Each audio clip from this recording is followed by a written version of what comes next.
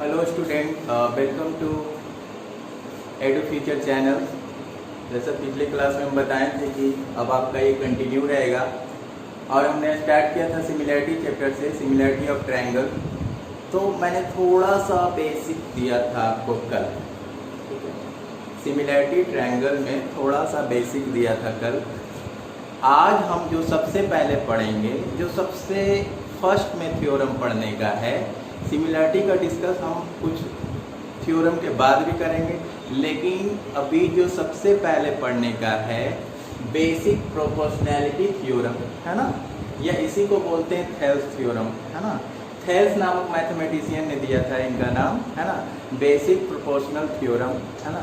Thales theorem इसलिए बोलते हैं क्योंकि ये जो डिराइव किया था ये थ्योरम, उनका नाम था थेल, और इसीलिए इसको बोलते हैं हम लोग थेल्स थ्योरम, ठीक है। लेकिन ये बताने से पहले हम कुछ बेसिक चीज़ बताना चाहेंगे जो आपने पिछले क्लास मतलब 9th क्लास में पढ़ा होगा। कि आपने कुछ ऐसा पढ़ा होगा कि triangles on the same base between the same parallels are equal in area. कहने का मतलब है ना कि दो ट्रायंगल बनता है एक ही बेस पर ट्रायंगल है ए बी सी, और एक ट्रायंगल है डी बी सी।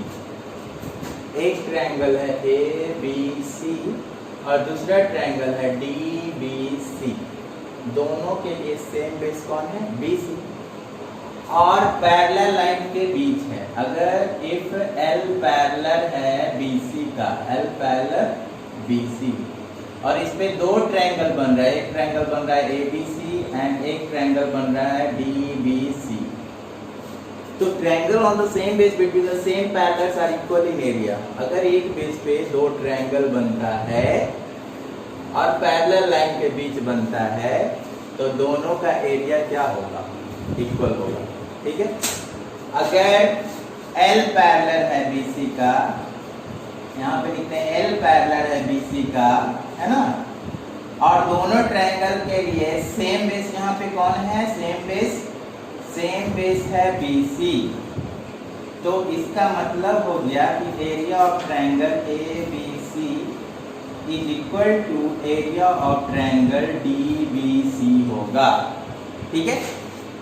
सेम बेस पे बन रहा है, बी सी बेस है, बी सी बेस पे बन रहा है ए बी सी, और इसी बेस बी सी बेस पे बन रहा है डी बी सी।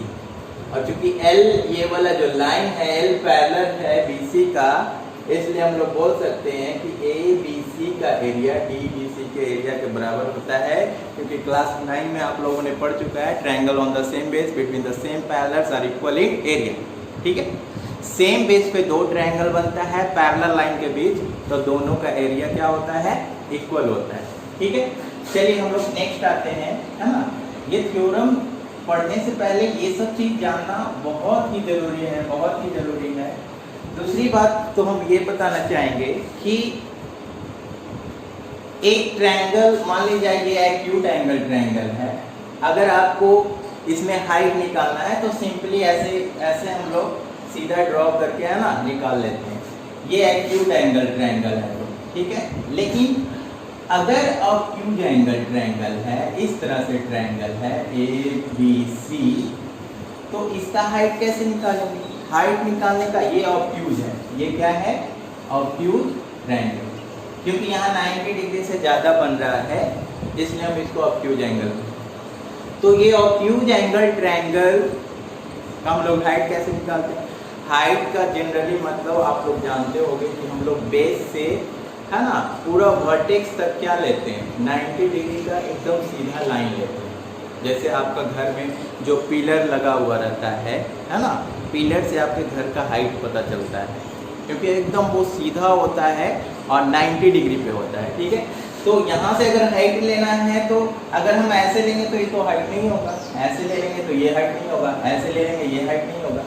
हाइट अगर आपको इसका एग्जैक्ट लेना है तो हाइट का मतलब होता है एकदम सबसे टॉप से एकदम नीचे तक। नीचे कहाँ तक? तो बेस तक। ये हाइट हो गया आपको 90 डिग्री बनाएगी। कहने का मतलब है कि ऑब्ट्यूज एंगल ट्रायंगल में जब बेस को प्रोड्यूस करते हैं तो हाइट हम लोग को बाहर पता चलता है ना। ऐसे ही बोल सकते हैं कि ऑब्ट्यूज एंगल ट्रायंगल में हाइट जो होता है बेस के बढ़ाए हुए भाग पे होता है, ठीक है। जो बेस हम लोग प्रोड्यूस करते हैं वो बाहर होता है ऑब्ट्यूज एंगल ट्रायंगल में हाइट, ये आपको ध्यान रखना है। और ये ट्रायंगल ऐसे भी हो सकता है, ये भी ऑब्ट्यूज एंगल ट्रायंगल है, तो इसका हाइट निकालेंगे तो कैसे निकालेंगे? अगर इसको हम लोग बेस मानते हैं तो इसको ऐसे बढ़ा देंगे और यहाँ से ऐसे मिलाएंगे तो ये हो जाएगा आपका 90 डिग्री, ये हाइट हो जाएगा ऑब्ट्यूज एंगल ट्रायंगल। ऐसे भी आपका हो सकता है, ये भी ऑब्ट्यूज एंगल ट्रायंगल है, 90 डिग्री से ज़्यादा बन रहा है, इसका हाइट निकालना है तो इसको ऐसे प्रोड्यूस कर देंगे और यहाँ पे ऐसे हम लोग ऐसे वर्टेक्स से मिला देंगे, ये आपका हाइट हो जाएगा, ठीक है। तो ऑब्ट्यूज एंगल ट्रायंगल है ना, जैसे भी हो सकता है, जरूरी नहीं कि एकदम सीधा सीधा हो, ऐसे भी हो सकता है, ऐसे भी हो सकता है। आपको बस ये ध्यान रखना है कि ऑब्ट्यूज एंगल ट्रायंगल में जो हाइट होता है बेस के बढ़ाए हुए भाग पर होता है ना। जब भी इसका हाइट पता चलेगा बाहर पता चलेगा, आप अंदर से नहीं पता कर सकते हो। अंदर से कैसे पता कर सकते हो? ये तो हाइट होगा नहीं, ठीक है। अगर ये ट्रायंगल है, ये इस तरह से ट्रायंगल है, इस तरह से, तो आप ऐसे तो हाइट निकाल नहीं सकते हो, ये तो हाइट है नहीं, क्योंकि हाइट जो होता है 90 डिग्री बनाता है। तो क्लियर है? अब इतना जानने के बाद है ना हम लोग आगे बढ़ते हैं, ठीक है। एक चीज और राइट एंगल ट्रायंगल में तो आप जानते हो कि राइट एंगल ट्रायंगल में तो अलग से निकालने का जरूरत ही नहीं, 90 डिग्री ऑलरेडी है तो ये ऑलरेडी हाइट है ना, उसको इसमें हाइट निकालने का जरूरत ही नहीं है, जो परपेंडिकुलर जो होगा वही हाइट होगा, तो इसमें तो निकालने का कोई जरूरत नहीं, ठीक है। एक्यूट एंगल में तो बिल्कुल इसी तरह आसान है निकालने का। बस ऑब्ट्यूज एंगल ट्रायंगल में हम लोग जो हाइट निकालते हैं इधर बाहर निकालते हैं, बाहर से हम लोग ऐसे वर्टेक्स से मिलाते हैं, ये सही हाइट हुआ, ठीक है। अगर आपको है ना अपने आप को मेजर करना है तो कैसे लेते हो? पैर से लेकर, पैर के अंगूठे से लेकर एकदम यहाँ तक मेजर करते हो, तब आपका हाइट पता चलता है। तो इसके लिए यही है फुट, है ना, बेस, इसको ऐसे बढ़ा दिए और वर्टेक्स से मिला दिए, ये एक्चुअली हाइट हो गया, ठीक है। तो चलिए आइए हम लोग नेक्स्ट थ्योरम की ओर चलते हैं, है ना। एक थ्योरम से पहले ये सब जानना बहुत जरूरी था, आप लोग ऑलरेडी क्लास 9 में पढ़ चुके हैं, ठीक है। तो आइए यहाँ पे देख लीजिए, आपका जो थ्योरम है कह रहा है कि if a line drawn parallel to one side of a triangle, कह रहा है एक लाइन है ना, but parallel to, if a line drawn parallel to one side of a triangle, एक लाइन है ना एक साइड के पैरेलल क्या किया जाता है, किसी ट्रायंगल में ड्रॉ किया जाता है, ठीक है। तो देखिए अगर आपका ये ट्रायंगल है तो आप अगर इसके पैरेलल लोगे तो ऐसे ड्रॉ करोगे, ठीक है।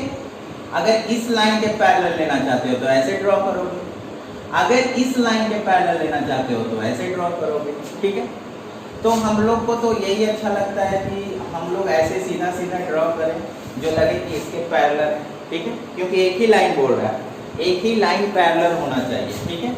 तो कह रहा है कि एक ट्रायंगल ले लेते हैं हम लोग ABC, एक ट्रायंगल ले लेते हैं ABC, कह रहा है इफ ए लाइन, एक लाइन, ठीक है, is drawn parallel to one side of a triangle, एक लाइन है, मान लीजिए डी एक लाइन है which is parallel to BC, D एक लाइन है जो BC का क्या है, पैरेलल है, ये दिया हुआ है आपका।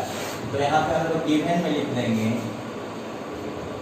कि ABC is a triangle in which, ये चीज दिया हुआ है जी, डी पैरेलल है BC का, डी पैरेलल है BC का, ये गिवन है आपका कि डी पैरेलल है किसका, BC का, ठीक है, ये दिया हुआ है। तो कह रहा है कि जब हम लोग लाइन पैरेलल लाइन ड्रॉ करते हैं तो बाकी दो साइड को इंटरसेक्ट करेगा, तो एक साइड के तो पैरेलल ही है, बाकी दो साइड को इंटरसेक्ट करेगा, तो AB को इंटरसेक्ट कर रहा है D पर और AC को इंटरसेक्ट कर रहा है E पर, ठीक है। तो कह रहा है कि ये दोनों जो इंटरसेक्टिंग पॉइंट है, ये दोनों साइड को सेम रेशियो में क्या करेगा, डिवाइड करेगा, ठीक है। सेम रेशियो में डिवाइड करने का मतलब AD by DB is equal to AE by EC। ठीक है, मतलब हमको प्रूव कर देना है, यहाँ पे लिख देते हैं स्टूडेंट्स, यहाँ पे टू प्रूव कि AD by DB is equal to AE by EC। हमको ये प्रूव करना है, AD by DB is equal to AE by EC। ठीक है, ये प्रूव करना है। ठीक है, अब देख लो हम लोग क्या करते हैं, कंस्ट्रक्शन करते हैं स्टूडेंट्स। कंस्ट्रक्शन में हम लोग क्या लिखते हैं, DM परपेंडिकुलर डालते हैं AC पर, यहाँ पे DM परपेंडिकुलर AC है ना, या AE भी बोल सकते हो, AE भी बोल सकते हो, AC भी बोल सकते हो। जब AE बेस है तो AC भी बेस ही होगा। ठीक है, DM परपेंडिकुलर एंड यहाँ पे लिख देंगे EN परपेंडिकुलर डाल देते हैं, EN परपेंडिकुलर AB पर। यहाँ से हम लोग EN परपेंडिकुलर डाल देते हैं AB पर। ठीक है, EN परपेंडिकुलर AB। चलिए आइए आगे, फिर क्या कर देते हैं, ज्वाइन कर देते हैं D to C and join B to E। D को C से और B को E से ये ज्वाइन कर देते हैं, ये आपका हो गया कंस्ट्रक्शन। ठीक है, फिर समझिए यहाँ पे कि D पैरेलल दिया हुआ है BC का, D पैरेलल दिया हुआ है BC का, तो D इंटरसेक्ट कर रहा है AB को और E इंटरसेक्ट कर रहा है AC को। तो D और E जो है AB और AC को सेम रेशियो में डिवाइड करेगा, कहने का मतलब AD upon DB is equal to AE upon EC। Clear है, ये आपको प्रूव करना है। कंस्ट्रक्शन में क्या करते हैं फिर से देख लीजिए, DM परपेंडिकुलर डाले हैं AC and EN perpendicular AB, join किए हैं D को C से, B को E से। क्लियर है, चलिए अब यहाँ पे देख लीजिए, हम लोग प्रूफ में आते हैं, प्रूफ करते हैं। अभी यहाँ पे लिख देंगे व्हेन बेस इज AB, जब आपका बेस क्या है AB है, when base is AB, base is AB, जब भी बेस लेंगे इधर वाला लेंगे। ठीक है, तो आप लोग जानते हो एरिया ऑफ ट्रायंगल ADE निकालते हैं, ADE और जब बेस हम लोग AB लिए हैं तो समझ गए होगे ADE के लिए, यहाँ पे A है, ADE के लिए बेस हम जब इधर वाला लिए हैं तो ADE के लिए बेस कौन हो जाएगा AD, और परपेंडिकुलर कौन हो जाएगा EN, मतलब हाइट कौन हो जाएगा EN। तो AD बेस हो जाएगा, EN क्या हो जाएगा हाइट। और ट्रायंगल का एरिया का फॉर्मूला आप जानते हो, half into base into height. और हम लोग किसका एरिया निकाल रहे हैं ADE का, ADE तो हाफ इंटू बेस क्या हो जाएगा जी AD,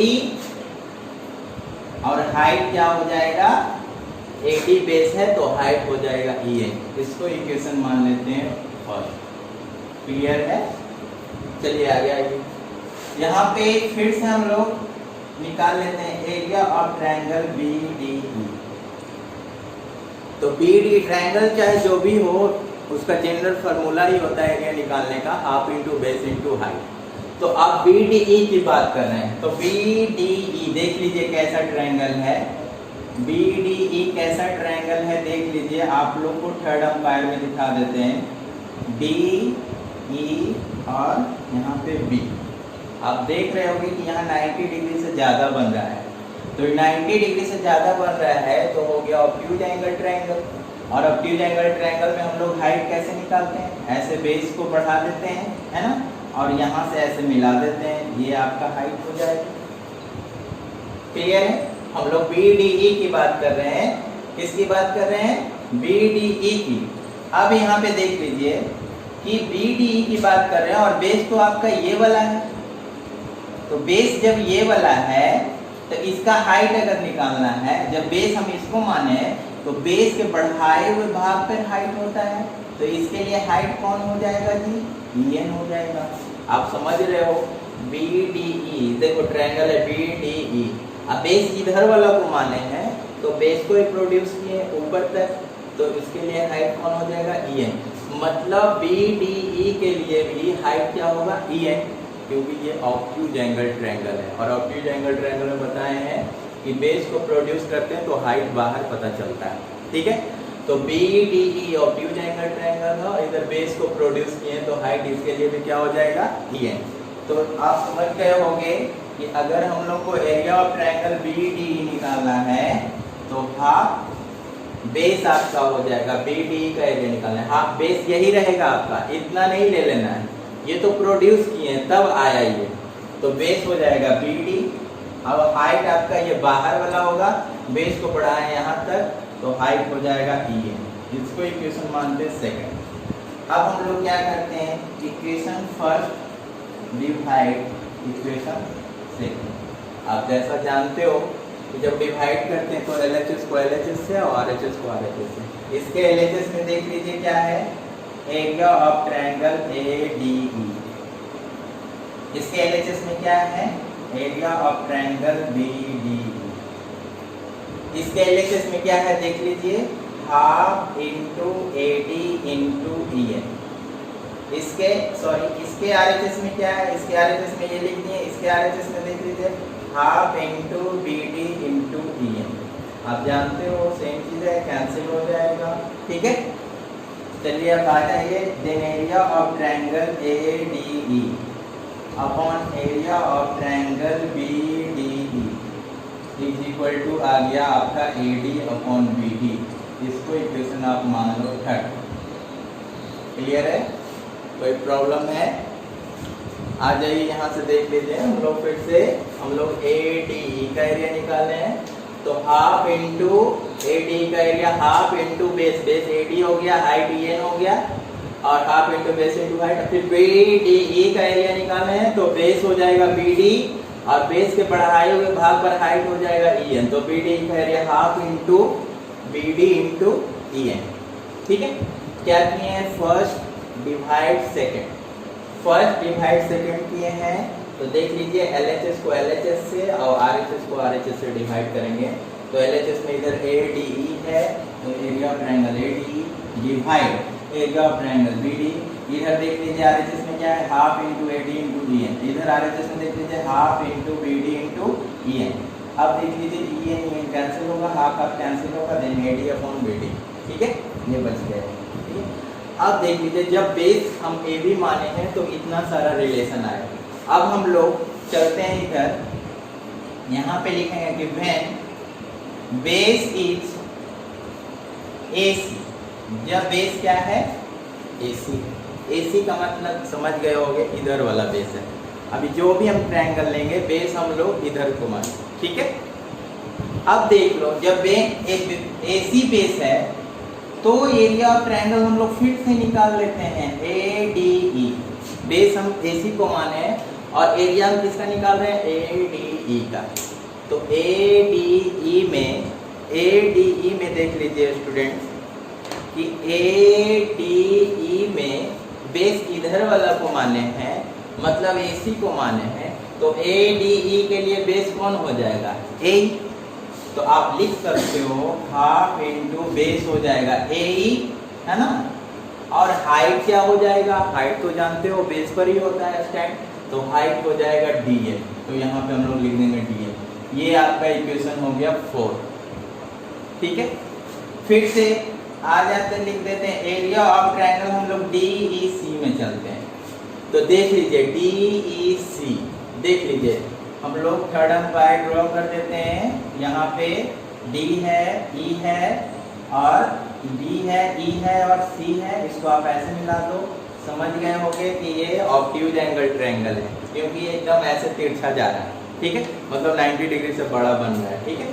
तो आप जानते हो कि जब हम बेस EC को माने हैं तो बेस को ऐसे बाहर प्रोड्यूस करेंगे तो ये आपका हाइट हो जाएगा, मतलब जो हाइट है आपका DM होगा। मतलब DEC ये वाला ट्रायंगल यहाँ पे हम लोग ड्रॉ कर दिए, DEC ये ट्रायंगल ड्रॉ कर दिए हैं। थर्ड एम्पायर देख लीजिए DEC, ठीक है। और बेस हम इधर वाला को माने हैं तो इसके लिए बेस हो जाएगा EC और ये बेस को हम लोग प्रोड्यूस कर दिए हैं यहाँ तक, तो हाइट आपका हो जाएगा कौन, डी। ठीक है, आप जानते हो कि ऑब्ट्यूज एंगल ट्रायंगल में बेस को प्रोड्यूस करते हैं तो हाइट बाहर पता चलता है। ठीक है, अब देख लीजिए DEC का एरिया निकालना है, DEC का एरिया, तो हाफ आपका बेस कौन सा हो जाएगा, EC, क्योंकि आप बेस उधर पूरा लिए हो AC, तो DEC के लिए बेस कौन होगा, EC, और हाइट क्या हो जाएगा, DM, क्योंकि जब EC बेस है तो EC को ऐसे, CE को ऐसे प्रोड्यूस किए हैं, तो हाइट हमेशा बाहर होगा क्योंकि ऑब्ट्यूज एंगल ट्रायंगल है, तो हाइट हो जाएगा DM। इसको आप इक्वेशन 5 मान लेते हो। बिल्कुल सेम चीज यहाँ पे करना है, इक्वेशन 4 डिवाइड इक्वेशन 5। जब आप डिवाइड करते हो तो LHS को LHS से और RHS को RHS से, तो यहाँ पे LHS में है area of triangle ADE upon area of triangle यहाँ पे DEC इज इक्वल टू, यहाँ पे RHS में है half into AE into DM। ठीक है, और यहाँ पे RHS में है half into EC into DM। ठीक है, फिर से DM DM कैंसिल है ना, हाफ कैंसिल, देन आपका आ गया area of triangle ADE upon area of triangle DEC is equal to AE upon EC। बिल्कुल नजदीक पहुंच गए हो आप, है ना। देखिए आपका क्या प्रूव करना है, AD upon DB is equal to AE upon EC। यहाँ पे आपने ले आया है, यहाँ पे ले आया है AD अपॉन BD, और यहाँ भी ले आया है आपने AE अपॉन EC। कैसे इक्वल होगा, AD by BD is equal to AE upon EC, AD by BD is equal to AE upon EC। RHS कैसे इक्वल होगा, जब आपका LHS इक्वल होगा, कहने का मतलब ये बराबर ये होगा, तभी आप ये बराबर ये कर सकते हो। तो देख लेते हैं LHS बराबर है कि नहीं। तो LHS बराबर है कि नहीं, तो देख लीजिए इधर ADE है, इधर भी ADE है। चलिए ठीक है, नीचे देख लीजिए BDE है, BD है और क्या है, E है। यहाँ देख लीजिए एरिया ऑफ ट्रायंगल DEC है ना। तो BDE है DEC है, नाम तो अलग अलग लग रहा है, लेकिन अगर दोनों का एरिया बराबर कर देते हैं तो ऊपर तो बराबर है ही, अगर नीचे वाला का एरिया बराबर कर देते हैं तो हम लोग कंप्लीटली बोलेंगे कि LHS बराबर हो गया। और जब LHS बराबर हो गया है तो RHS को खुद बराबर कर देंगे। क्लियर है, तो आप स्क्रीनशॉट ले सकते हो, है ना। 2 मिनट देते हैं, आप लिख सकते हो या स्क्रीनशॉट ले सकते हो, फिर हम आगे बढ़ते हैं।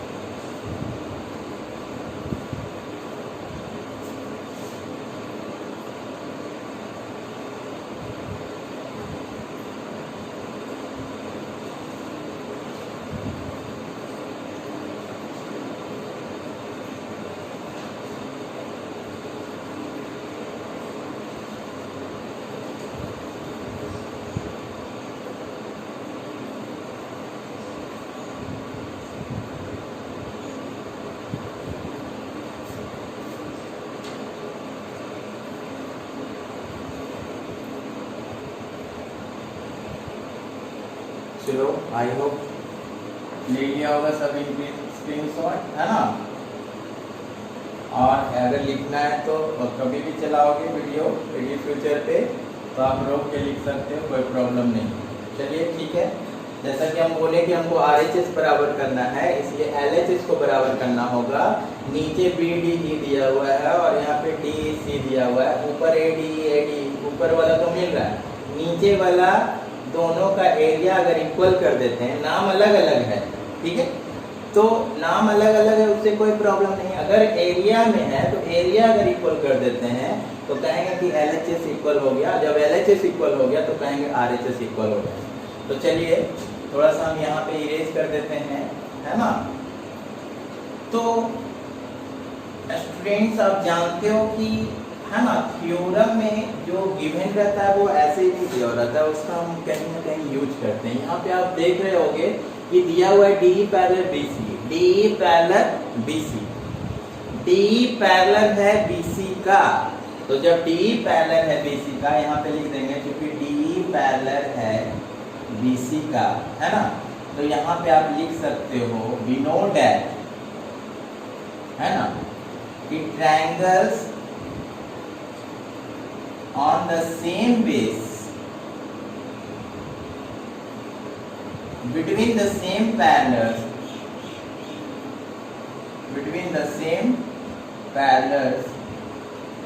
Are equal in area. मैंने इसीलिए आपको बताया था शुरू में, है ना, क्योंकि इसका यूज होगा, ये क्लास 9 का कॉन्सेप्ट है पर यूज होता है, ठीक है।